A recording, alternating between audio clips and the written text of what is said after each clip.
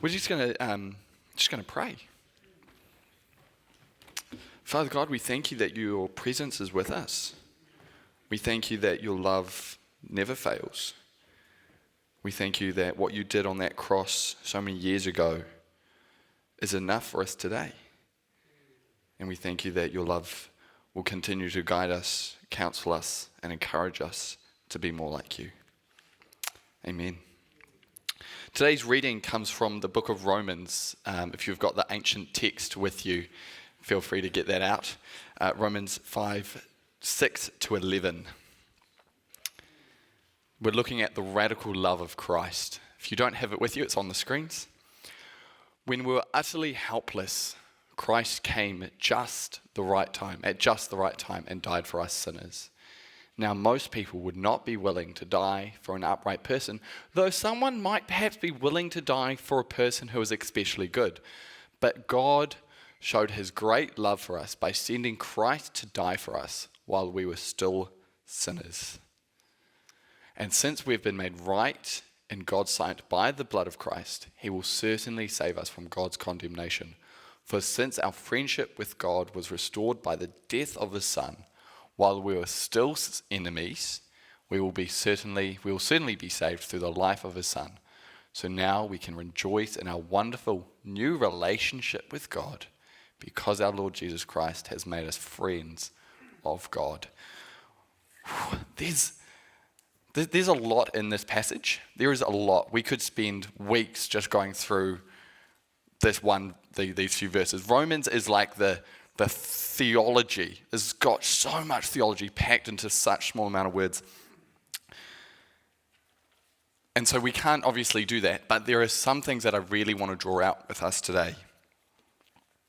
3 key words I want to focus on to start with. Helpless, ungodly, or in some versions it says sinners, and the third word is enemies. Paul is explicit. He is writing explicitly. He is showing us exactly what our relationship is like with God. Helpless, ungodly, sinners, enemies. That's brutal. Imagine you're walking down the street and someone's yelling these things at you. If you're not getting offended, I would question your hearing. Paul isn't trying to be kind. He is stating facts. We were helpless. We could not do a thing to save us. The word helpless in the Greek translate to literally helpless. Sometimes, when we say, oh, we're so helpless, and then someone goes, oh, well, if you just talk it through, or if you do this, or if you do that, you can help yourself, essentially. The Greek word is not that. It is quite the opposite. It is literally helpless, as in whatever you did would make no difference to the situation you're in. Whatever you tried to do would make no difference to the situation you're in. It is completely and utterly helpless. There's nothing you can do to help yourself in this situation. The word sinner or ungodly that Paul uses here, it's an old word. It's a word that's been around for a very long time, and I wonder how many of our younger people really understand what that word means. I wonder if I did, I'm not going to, but I wonder if I asked each person to raise their hand if they believe they're a sinner. How many hands would go up in the audience? How many of you identify as, yes, I am a sinner? Yeah, there's a few that put their hand up. Because to be a sinner is to not revere God as we should. It's a disobedience. And we've all been affected by sin. And it is still present in our lives today as it has been when Adam and Eve first entered the world. I then wonder if I did the opposite and said, put your hand up if you're a friend of God. Would the same hands go up? They do. Do you identify that you are a sinner and a friend? Can you be both? It's an interesting phrasing that Paul's using. Paul's drawing on a parallel. Sinners and friends. Can you be both? Now the word enemies, it's a big word. To be an enemy of something or someone. Who loves Sherlock Holmes? Just yell it out. Sherlock Holmes? Anyone? There's not many. Oh yeah, a few. Great. I love Sherlock Holmes. When my in-laws went to England, they brought me back cufflinks with his little pipe thing. Very cool. Not that I endorse smoking, but I love Sherlock Holmes. More specifically, I love the BBC version, the TV series with, I've got his name written because I knew I'd forget it, Benedict Cumberbatch. Have you guys seen that one? Yeah, great. I love that one. What's interesting and what I want to draw on is season 1, episode 2. Specifically, just everyone cast your mind to that moment. Thank you. No, let me fill you in. Great. Watson has just found out who Sherlock is, and he's sort of like, this is interesting. Sherlock's brother sends him a car, and he's like, forces him to get in, and he meets Sherlock's brother. He doesn't realize they're brothers at this moment. All he knows him as is Sherlock's arch enemy. Now, I've never heard of a grown adult coming, saying, I've got this arch nemesis, I've got this arch enemy. I've never heard someone say that. I've heard kids all the time say, he's my arch enemy and I hate him. He's my enemy. And wow, but I've never seen an adult with it. But in movies and TV shows, it's constant, this arch enemy, they hate each other. It's an interesting concept because when I think of the word enemy, I think of World War I, I think of World War II, I think of Ukraine, Russia, I think of what's happening in the Middle East. I think of countries at war with each other, being enemies with each other. I never think of it as like a personal relationship with someone else. I don't know, I never really thought of that. I was like, there are some people I don't like, but I wouldn't say they're my enemies. It's an odd phrasing. But that's what Paul says.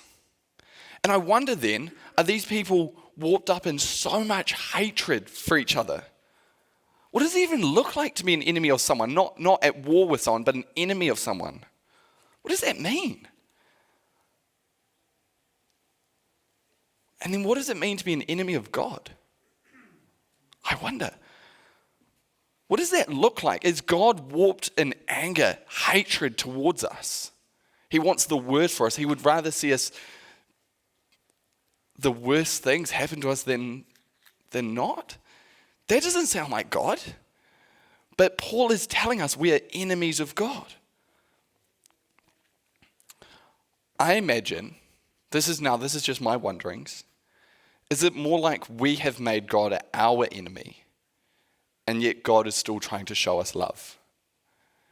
That actually we've said to God, you're our enemy, God. And God's like, I didn't know about that. I didn't agree to this. And God's just trying to restore us, and we're just like, yeah, nah, God. That's what Paul's saying our relationship with God is like. And now we know the next part of the story. We know the end of the story, that Jesus comes, he lives, he dies, he's resurrected, we are restored. Can we forget that story just for a moment, that ending? I want to stay in this problem story. I want to stay in the story where we are described as helpless, ungodly, sinners, and enemies. These are the words from Paul himself. He's not sugarcoating it. He's given us an explicit image of how our relationship is with God. He's saying it as it is. That's just how it is. While we were these things, God demonstrates his love for us. While we were helpless, ungodly enemies and sinners, God does something radical. Now, I don't know if you've seen the beautiful words on our wall. If not, there they are. Absolutely gorgeous. We've talked about radical a lot, and it's in bold. But I honestly believe Jesus has done something quite radical. God has done something radical. And I want to use a story from my own experience. This is probably going to relate more to the younger high school students, I hope, than maybe anyone else. But I'm sure you'll be able to get something from it. I was 17 years old at morning tea or in lunch or interval, whatever you call it these days, right? A friend of mine, she was having some problems at home. Life wasn't that great. So we were talking, chatting it through. She started crying. She was upset about what was happening at home. I was comforting her, just offering her a listening ear. Bell rang. She was feeling okay. I was like, okay, we'll talk after class. I went to math. Good old math class. Who loves math, right? Honestly. Thanks, Riley. Sitting in math class next to a friend, close friend. We were good mates, been friends probably since year 10, so like 3 years. 5-10 minutes into the class, he starts beating me. Like, flipped the table in front of him, just boom, boom, started throwing punches, laying into me. I was dumbfounded in the moment. He got me a few times. I was able to like sort of protect myself a little bit. This other guy, who I was good friends with, he's 6'2" in year 11, so like big guy, just comes up along, picks up this little dude. He's only 5 foot something, so he just literally picks him up, carries him away. I make my escape. He gets suspended. We were friends. In that moment, he made me his enemy. Something happened in him that we're no longer friends. I'm not going to share what that was yet. We're going to move on to the story of Jesus. Because God does something radical while we're still enemies.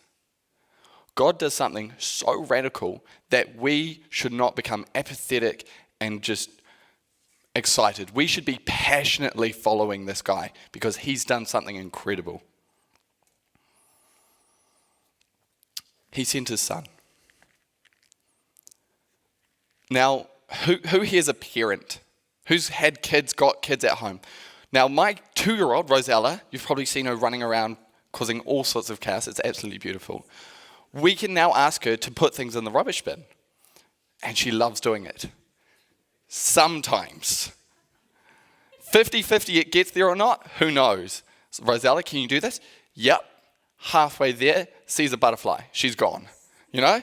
Or she can maintain her task and do it. That in no way is the conversation that I imagine the Father and Jesus having when the Father sent Jesus to earth. It wasn't oh, hey, can you just go do this like real casual thing for me? It was an intentional, Jesus, I need you to do something. You need to go to this place. You need to save these people because they cannot save themselves. I need you to do what they cannot do. You're going to cry out for it to stop.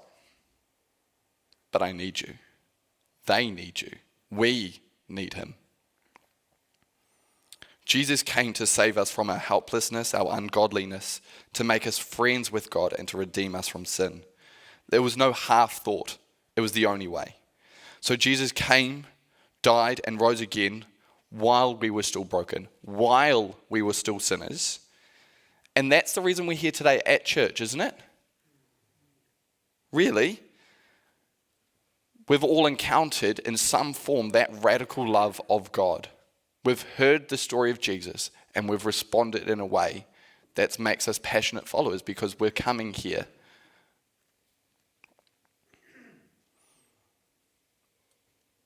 But we don't come because we've got it all together. We don't come because we're perfect. We come because we recognize the need for Jesus. We acknowledge how broken we are. We acknowledge how much we need Jesus. Healthy people don't need a doctor. Sick people do. Those were Jesus' words.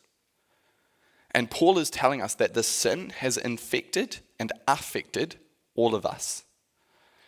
And so the radical act of Jesus coming shows us God's radical love, and it has set us apart from everything else.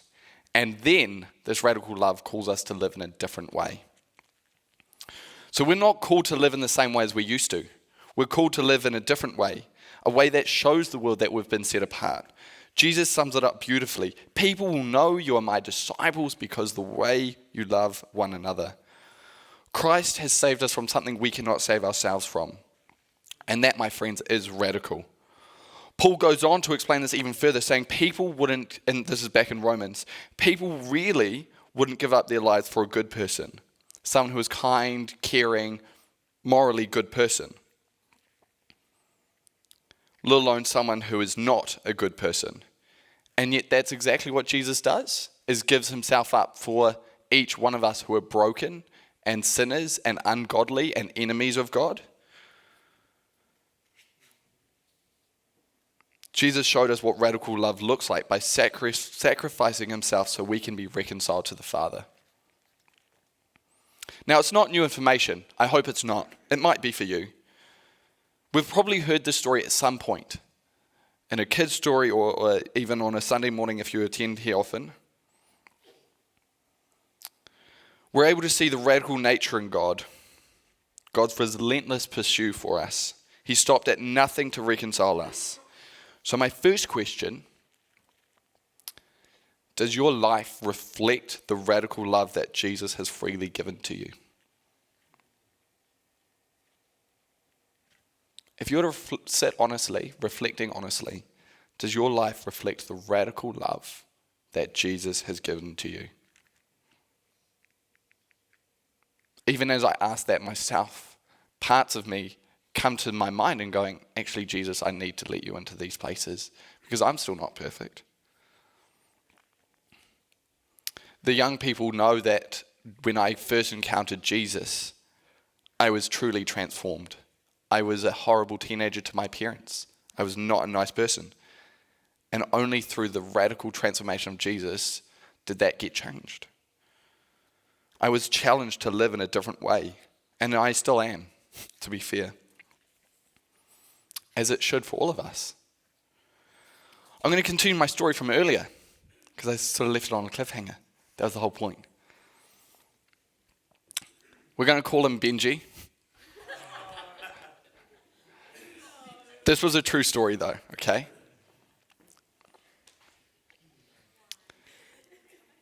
He was suspended, obviously, for beating someone up in the middle of math class. That's not a thing you should be doing at school. It's not something that they sort of encourage.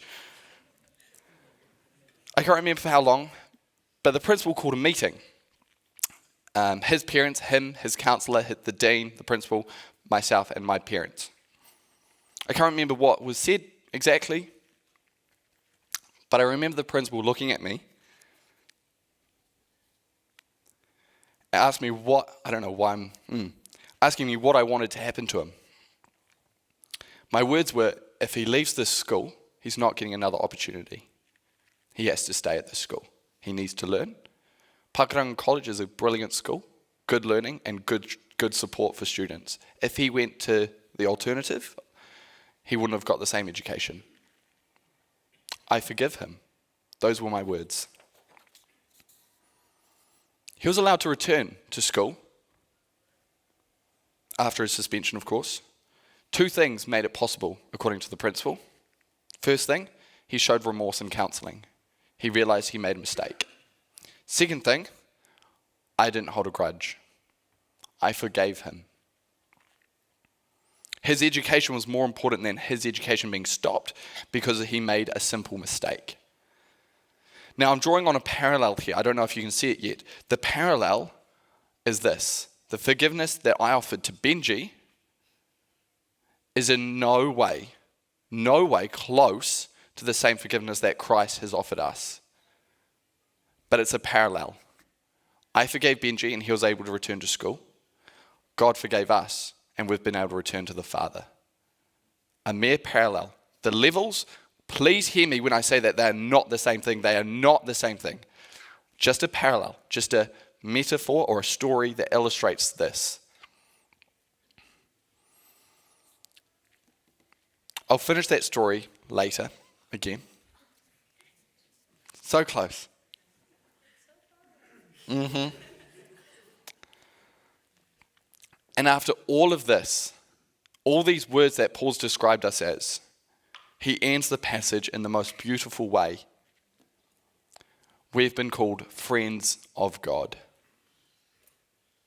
And that's only been achieved through Jesus. Now, I said earlier, what would you do if you're walking down the street and someone was yelling these horrible words at you? But then I wonder, what would you do if someone was yelling, hey friend? The difference. Jesus did what we could not do. The price of sin was death. Jesus came not to abolish the law, but to fulfill the law. And in which through him, we are now called friends of God. Which in comparison to enemies shows us something beautiful. My point is this, that the radical act and love of God has happened so that we can be restored to the Father. Reconciliation was always the plan.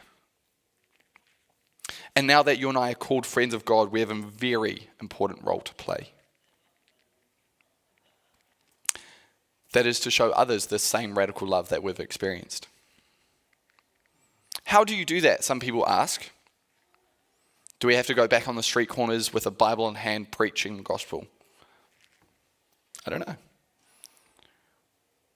The way I see it happening naturally in our community is in the way we parent our kids, and the way we treat our spouses, the way we don't talk smack about our co-workers in the break room when they make a mistake. It's the way in which we hold ourselves as we walk into a meeting. It's the way we own up to our mistakes when something happens and we apologize and say, sorry, that missed the mark. Christ calls us to be different. There is no point experiencing the radical love of Christ if it does not call us to be different.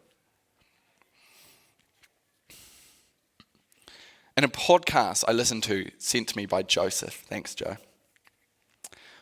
by Daily Thunder podcast entitled No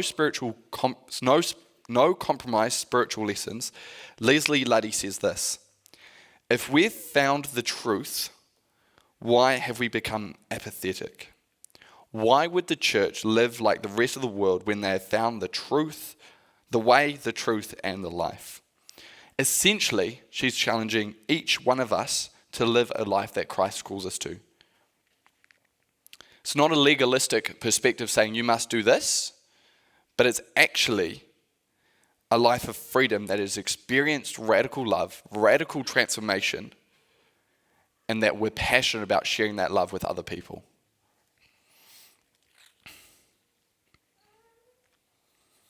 The last part of my story. A few weeks after, when he was finally back at school, we were obviously separated from classes. We had the same friend group. And we started chatting again. And we actually became really good friends. Probably closer than we did before the incident.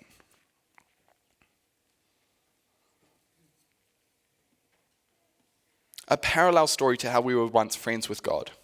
Adam and Eve. Then sin entered the world. Genesis 1 and 2. Then the rest of the Old Testament, Israel trying to fulfill the laws of God, to be reconciled and to be perfect with. And then finally Jesus came to restore it all. Through and Jesus' radical love, nature, and his actions, we are now called friends of God. A parallel story. What's really interesting is 6 years later, after this event happened in my life, I was employed at the same school as a 24/7 youth worker. It's very much similar to what Letitia's doing now at Puketapu. It was for a company called Young Life, and I was there for a while.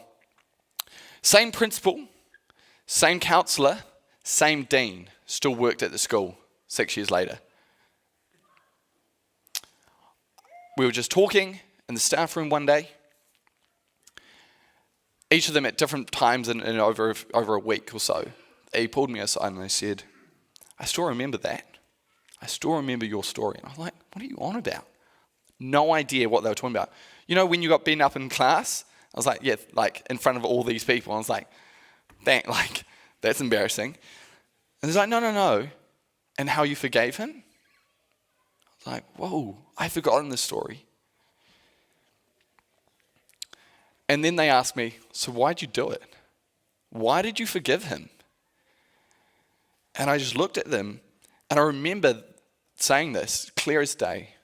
I just said the Lord's Prayer. I didn't say the Lord, I said the words, the Lord's Prayer. Now, these are all non-Christian people, and they're like, what? And I just whispered the words, forgive others as Christ has forgiven you, or forgiven us. Now, I would love to say that in that moment, they were saved, and that we baptized them in the local swimming pool. That didn't happen. I have no idea what happened with their spiritual journey after that. But what is interesting is that they remembered that story 6 years later. And so my point is we don't know the difference, the impact that we're making around us just by living our lives and living our faith.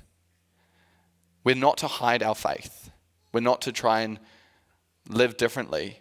Well, no, sorry, we are to live differently, aren't we? Actually, that's what I've been saying the whole time.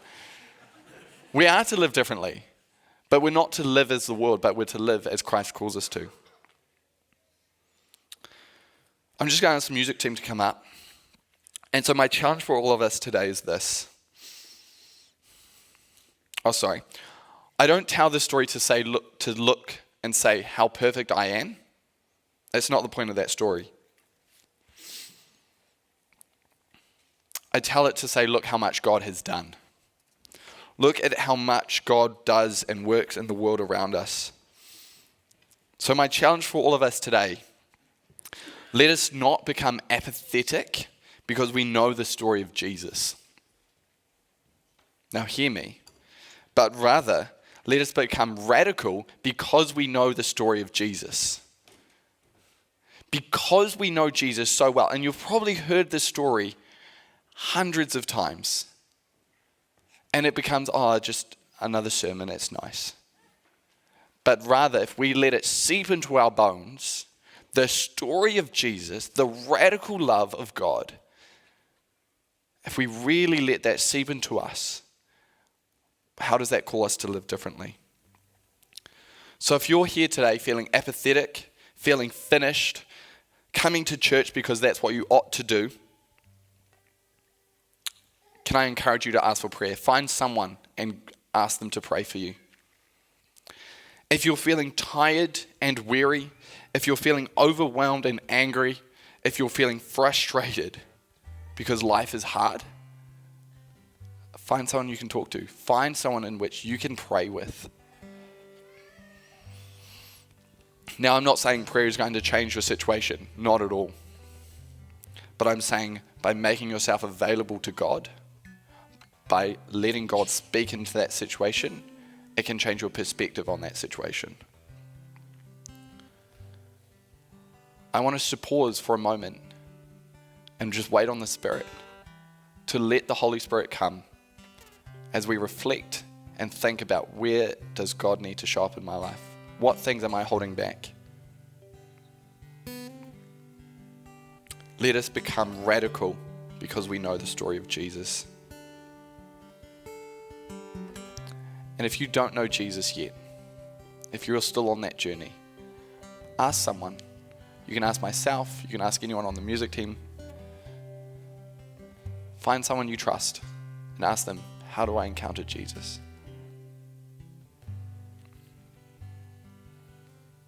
Thanks, team.